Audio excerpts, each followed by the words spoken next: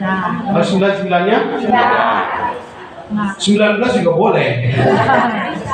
Tapi salah satu saja melewati pintu suci itu dengan doa, ekaristi, pengakuan dosa, gerakan iman, amal kasih, Anda mendapatkan indulgensi. Amin. Amin. Maka ayo semangat ya. Jangan semangat nanti makan siangnya di mana? Snacknya naon? Eta deui, baca deui.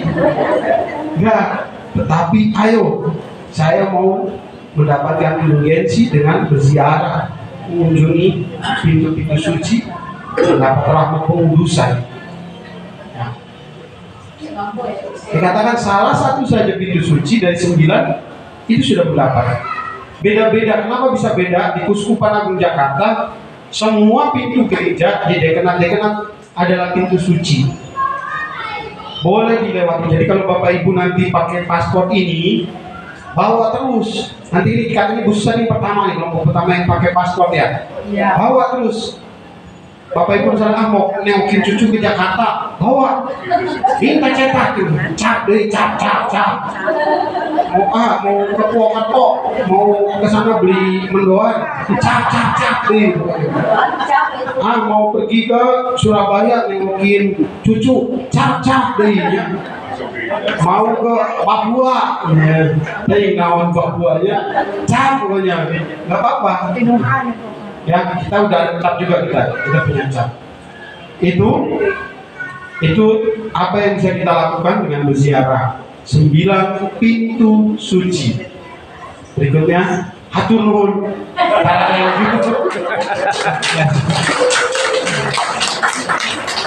Sebetulnya ada satu slide lagi berapa, tapi lupakanlah, nanti kita sesi berikutnya ya. Ada slide lagi tapi biarinlah nanti. Oke. Terima kasih Bu Agnes sudah penjelasannya demikian seluruh. Amin. Tapi kebetulan pertanyaan masih ada Bapak Ibu. Nanti boleh bertanya atau boleh saya tanya ya. Nah, Romo silakan ibu-ibu yang dipaparkan sama Romo barusan, ada yang kurang jelas bisa ditanyakan. Siapa? Lili. Oh ya, boleh ditanya. Lili langsung dapat duluan.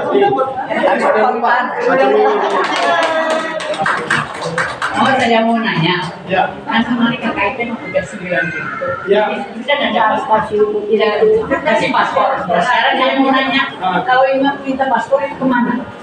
Ya, Bapak Ibu, ini bukan minta, kudu beli. Memang nanti akan bukan.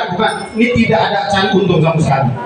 Bayangin, ini dengan kualitas seperti ini ada. Kayak paspor aja ya, kalau beli paspor kan kemarin saya baru perbarui paspor itu berapa? Ini nanti silakan. 350 beli paspor. Nanti silakan aja ke toko rohani, ada 10.000 aja. Untuk beli ini ya ada harganya. Cuman 10.000. Mangga ya Pak Yudi ya, Pak Handoko. Yang berangkat dengan lansia akan diberikan, nggak usah beli lagi. Yang akan berangkat. Tapi kalau mau beli buat cucu, buat hadiah, mangga.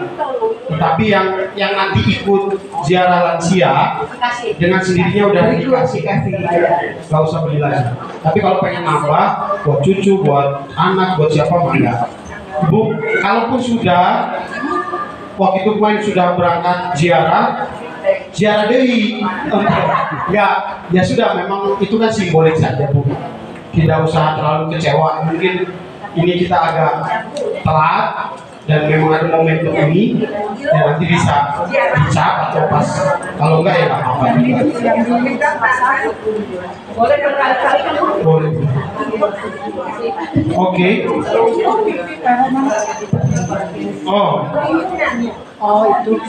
Oke, Ibu nanya langsung dapat.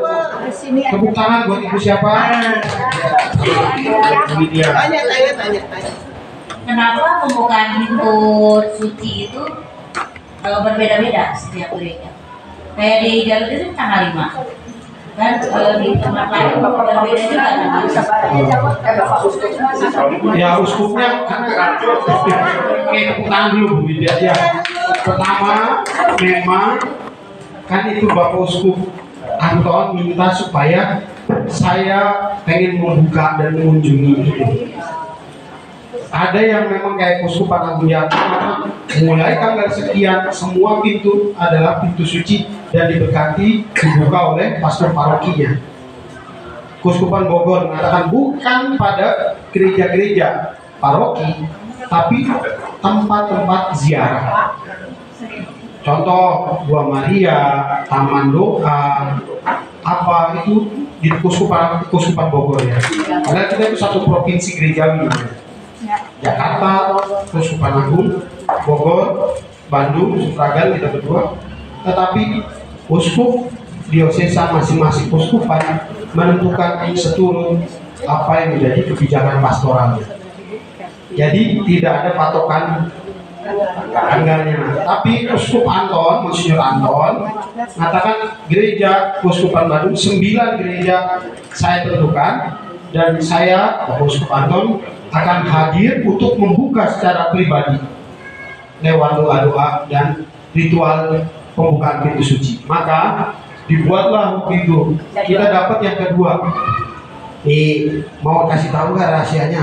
Kenapa Garut dipilih? Tahu nggak? Tahu nggak? Karena memang gereja Garut itu gereja sudah historis. Di sini itu kita sudah ada umat Katolik di kota Garut itu dari 1914 sampai akhirnya 1917 jadi paroki. Bayangin, kita yang kedua tertua setelah Cirebon 85 gitu ya, 18 baru kita 1917. Kita itu punya historisitas yang harus kita banggakan. Kita ini murid-murid Tuhan Yesus yang termasuk Tuhan ini. Maka Bapak Uskup itu memilih juga kita. Jadi jangan kita rendah diri. Oh, kita gereja ini mau mati cuma dikit. Enggak. Kampung bau domba deh. Enggak, tapi kita itu adalah umat atau murid-murid Tuhan yang luar biasa. Amin. Amin. Maka Bapak Ibu tadi pertanyaannya kenapa? Kok beda-beda, kok tanggalnya? Karena memang Bapak Uskup sendiri mau membuka pintu suci itu. Beliau ingin sungguh-sungguh mengunjungi. Waktu itu walaupun bayangkan Bapak Uskup itu tanggal 5 Januari, bisa di sini jam berapa gitu buatnya? Setengah 8 ya, setengah 8 subuh-subuh berangkat dari Bandung. Bisa di sini enggak? Acan iya minum berangkat langsung karena jam 12 harus bisa lagi di katedral. Bayangin, beliau memang nggak punya capek. Kita doakan Bapak Uskup itu sehat-sehat ya. Kemarin pergi langsung ada berita melayat ke Roma kemarin. Misal langsung di sana, pulang lagi ke sini. Tuh bayangkan, harus kita doakan juga Bapak Uskup supaya sehat-sehat ya. Jangan lupa nanti doakan Bapak Uskup Anton untuk kesehatannya juga ya. Itu Bu, jawabannya begitu. Ya, Bu Widya. Cukup? Oke, saya Ibu, wah ini pengen ini sih gak namanya. Gimana Bu? Ini terakhir ya, ini pegang aja dulu. Bu siapa? Ya, buat Ibu ya. Ini Romo, kalau buku paspor itu satu gereja ngecapnya cuma satu atau datang lagi dicap lagi. Bebas, jadi bebas aja. Yang penting kalau Ibu mau kayak ini, jangan dipakai satu lembar itu satu halaman satu gereja. Ini bisa sampai 5 sampai 6 ini. Kayak paspor biasa aja. Cek cari ruangan aja. Ini ada beberapa halaman. Itu tempel saja sampai belakang ini. Nah belakang nanti catatan misalnya, hari ini di mana, enggak. Saya udah di Keuskupan Agung Jakarta berapa, Bandung berapa. Ada Bu di setiap gereja paroki kalau yang ada kota santanya kita ke sekretariat aja, kita cap gitu. Nah kita di sini pun ada cap udah bikin di sekretariat atau di toko parokinya itu ada cap. Untuk pertama kali ya, banyak Garut untuk Ya contoh nanti kalau mau Bapak Ibu kan pertama kali berjalan ziarah tanggal 7 Mei ya Bu, susah ya? Ya betul. Itu pertama kali cap langsung di buka pintu. Bandung. Tapi jangan lupa isi dulu namanya biar gak ketukar. Oke, cukup dulu, nanti hadiah terakhir nanti ya. Jadi kalau ke gereja yang sama tapi bulan sekarang ke gereja, bulan depan ke gereja, itu dicap lagi ya. Mangga Bu, terserah aja kalau ibu pengen ngecap, mangga. Kalau enggak, udah enggak, saya nggak butuh. Berarti isinya galut KB ya tuh. Ya, oke, Bu. Ya, cukup. Terima kasih, tepuk tangan buat Ibu Agnes. Ada satu Romo tadi pakai ya. Tadi waktu awal membuka pertemuan ini Romo menunjukkan bahwa dasar iman Katolik salah satunya ada Alkitab, ada magisterium, dan yang ketiga itu tradisi. Nah, tradisi itu yang mana yang menjadi dasar iman Katolik? Karena ada yang mengatakan tradisi itu ada beberapa macam. Yang mana yang menjadi tetap, yang tidak? Oke. Yang menjadi tradisi gereja itu. Ya, anggaplah ini seperti kayak bejana baptis kita itu kan ada 3 kaki ya. Ya. Kalau teman-teman saudara kita Protestan kan hanya sola gratia, sola scriptura, sama sola fide. Jadi hanya kalau kita tidak, iman kita itu dilandaskan kita suci, tradisi suci, dan magisterium atau ajaran gereja. Tradisi itu sifatnya lebih, misalnya contoh ritual-ritual tertentu. Lalu ajaran-ajaran bapak gereja yang disebut dengan patristik, mulai dari Santo Santa, Agustinus dan sebagainya, sampai dengan cara-cara dan ajaran hidup yang yaitu membawa tradisi gereja. Saya katakan paus-paus atau bapak-bapak gereja, Agustinus dari Hippo, Benedictus dari Nursia, siapa-siapa yang bisa kita pelajari. Itu tradisi-tradisi. Dan juga kita tahu ada gereja Katolik Roma, tetapi juga ada yang kita sebut dengan gereja Katolik Ritus Timur, yang satu berbahasa Latin kayak kemarin tuh. Bapak Ibu kalau lihat kemarin pemakaman, yang pertama kan pakai bahasa Latin ya. Setelah itu ada kumpulan beberapa datang dari Ritus Timur. Mereka tetap gereja Katolik, tapi Ritus Timur berbahasa Yunani. Ngomongnya lebih, saya kalau bisa ikut mereka itu bisa 3 jam sambil kir-kir, karena mereka tapi indah, karena tiap itu dikasih wangi sekali, apa namanya, dupa dan sebagainya. Wah, indah sekali, walaupun sambil ngantuk-ngantuk tapi indah. Nah, tradisi adalah salah satunya adalah kebiasaan-kebiasaan yang diturunkan lewat ajaran-ajaran dan cara hidup orang-orang kudus. Santo Fransiskus dari Assisi, gitu ya, abad ke-13. Ya, Teresia dengan anak-anak Yesus, misalnya ya, Teresia Avila atau Teresia Lisieux dan sebagainya.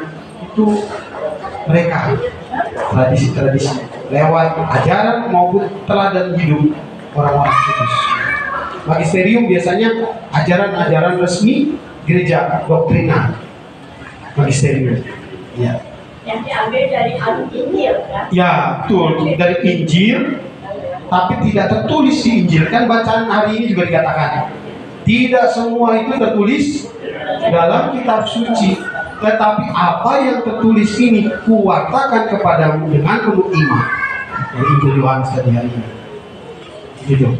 Gitu bagus. Ya, ada satu yang kalau seandainya sosi dan anggur itu tradisi yang tidak bisa diubah, Romo ya, tidak bisa berubah. Tapi kalau seandainya lonceng gereja bisa diubah kan? Dengan itu Ya, ada yang sifatnya sakramental yang untuk validitas dan tidak bisa diubah. Tetapi ada yang sifatnya sakramentali. Sakramental itu ada 7 saja sakramen. Dan sifatnya valid, tidak bisa diubah-ubah. Tapi misalnya, saya mau rosario, saya pakai buat corona lagi. Corona misalnya, demi luka-luka Yesus apa dan sebagainya. Terus saya nggak mau salah Maria, saya pengennya pakai Yesus yang berbelas kasih apa dan sebagainya.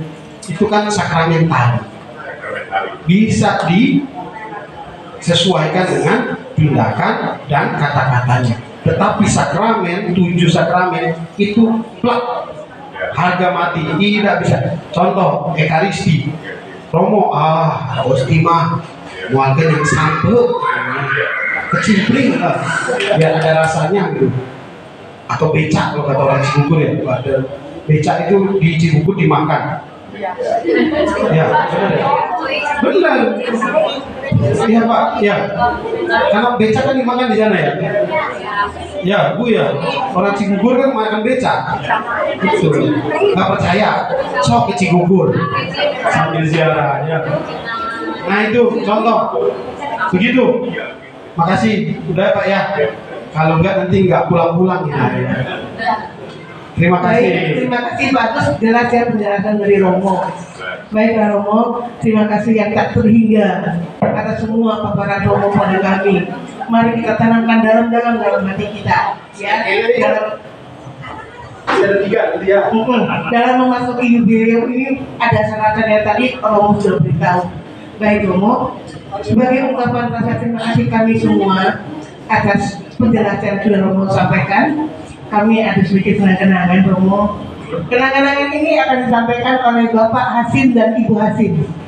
Pak Hasim, Ibu Hasim. Kalau Pak Hasim dan Bu Hasim bergandengan tangan ke depan. Iya, ini dia pasangan yang luar biasa. Romo bisa diterima dari kami para lansia.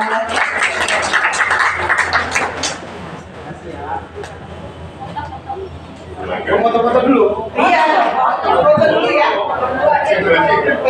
Foto. Bapak yang menjadi kameramen. Nah, di sini aku di belakang ini Bapak di belakang ini. Ada tulisan. Stop. Jarak pintu suci.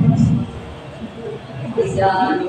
2, 1. Kenalan pintu suci. Kenapa dong?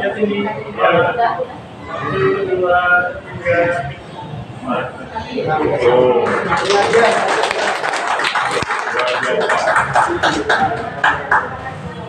Iya, terima kasih. Demikian Romo, sudah selesai acara dengan Romo. Untuk selanjutnya kami silakan kepada Ibu MC untuk acara berikutnya. Romo kumpul sudah selesai. Kumpul ya Romo ya.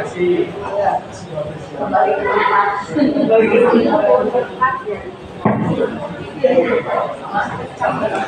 Baik, terima kasih Romo Willy dan Ibu Agnes. Kita beri tepuk tangan untuk mereka semua.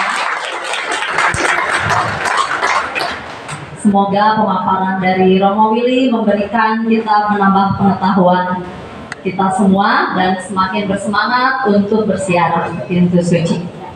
Baik, sebelum ada pengumuman, kita akan tutup kegiatan hari ini dengan berdoa. Mohon bantuan. Ya. Yes. Bapak penutup. Ya, Robertus Handiman. Oke, Bapak Ustadz Robertus Handiman. Ya, kepada Bapak Robertus Handiman. Setelah ini nanti ada pengumuman seputar ziarah pintu suci. Jadi jangan beranjak dulu. Mangga Bapak Ustadz. Silakan Bapak Handiman. Mari kita berdoa dan nanti diakhiri berkat dari Gembala.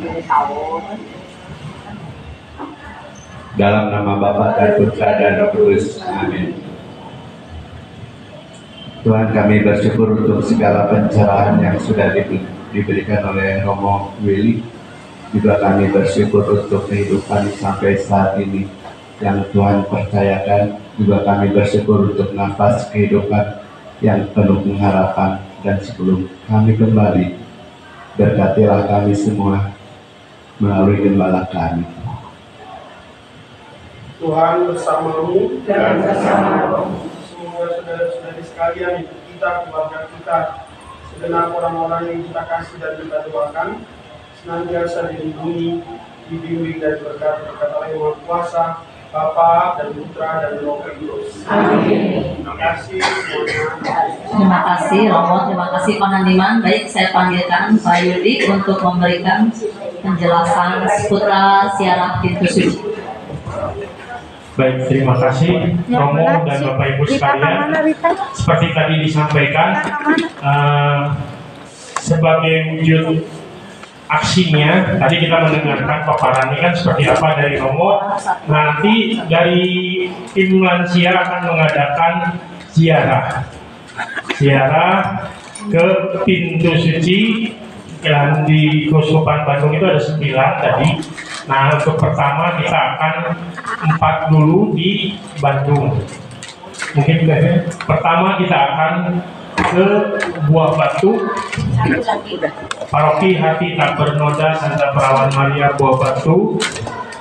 Kemudian yang kedua kita akan ke Paroki Salib Suci Kamuni. Dan yang ketiga kita ke Paroki Santo Petrus Katedral Bandung. Yang keempat kita ke Paroki Bunda Tujuh Kedukaan Pandu. Di 4 paroki ini juga ada patung Pieta. Nanti di sana kita bisa berdoa, nanti dikasih waktu untuk teknisnya, nanti ada susunan acaranya. Ziarah ini akan kita laksanakan pada tanggal 7 Mei, hari Rabu, dan direncanakan rundown itu seperti ini. Jam 7 kita berangkat dari gereja. Kemudian pertama kita akan ke Buah Batu dulu. Nanti di sana akan dibuka dengan perayaan Ekaristi. Semoga nanti Romo Willy bisa ikut juga untuk memimpin Ekaristi. Kemudian setelah selesai kita akan menuju perjalanan ke Salib Suci Kamuni. Dari ke Salib Suci Kamuni nanti kita makan siang di sana. Dan yang mau kuliner silahkan. Kemudian kita lanjutkan ke katedral. Dari katedral kita akan melakukan perjalanan kembali ke Paroki Pandu, dan di sana silakan, waktunya agak panjang untuk berdoa untuk pribadi, silakan. Baru sekitar jam 4:30 atau jam 5 kita kembali ke Garut dan makan malam bersama di perjalanan pulang di Ponyo. Seperti itu. Kemudian untuk ziarah ini tanggal 7 Mei masing-masing peserta itu dikenakan biaya 275.000. Itu sudah termasuk tadi yang pertama paspor yang sudah dijelaskan oleh Romo. Yang kedua makan 3 kali, sarapan, makan siang, dan makan malam. Kemudian nanti akan dikasih seragam, baju dari panitia, dan juga termasuk transportasi. Ya, jadi all in, tinggal ikut aja menjalani ziarah ini. Kemudian untuk pendaftaran, hari ini sudah selesai acara ini, silakan langsung boleh mendaftar karena waktunya kan tinggal 7 hari lagi. Nanti langsung untuk pembayaran bisa maksimal tanggal 30 April. Tidak usah langsung harus bayar hari ini, tapi daftar dulu aja supaya kita tahu kuotanya harus berapa. Target sih bisa 2 bis. Kalau bisa 2 bis sekitar 60 orang, itu akan lebih meriah. Kemudian yang selanjutnya Mas Kevin, nanti bajunya akan seperti ini, akan diberikan kaos komunitas Yatim dan Anak. Dan untuk nanti sekalian mendaftar Bapak Ibu, tolong juga langsung sekalian ditentukan ukuran bajunya. Sudah ada ini ukurannya SML, SL, 2XL, 3XL dengan dimensinya seperti itu.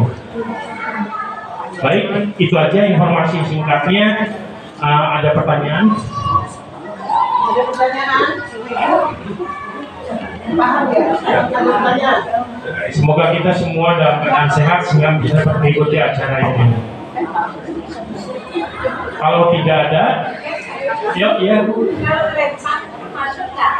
hanya 4 dulu. Nah, nanti kalau ada kesempatan kita akan melanjutkan yang 4 lagi. Ada Lembang, Subang, Cikugur, dan Cirebon. Itu satu jalur, beda lagi. Nah, ini yang 4 dulu yang di Bandung. Baik, Bu Ketua silakan. Oh, bisnya bis baru, jamin nyaman. Nah, Iya.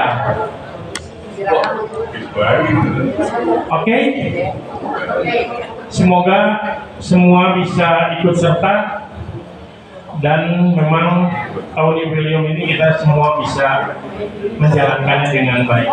Untuk tadi paspor ziarah itu tidak usah beli lagi, sudah include, nanti bisa langsung diisi, dicap. Kalau nanti di sana tiap tempat itu kalau ada pertesantannya yang jaganya ya kita bisa cap, kalau enggak ke sekretariatnya. Pertama ke sekretariat dulu biasa tandanya. Iya, nanti ditandai kayak garis.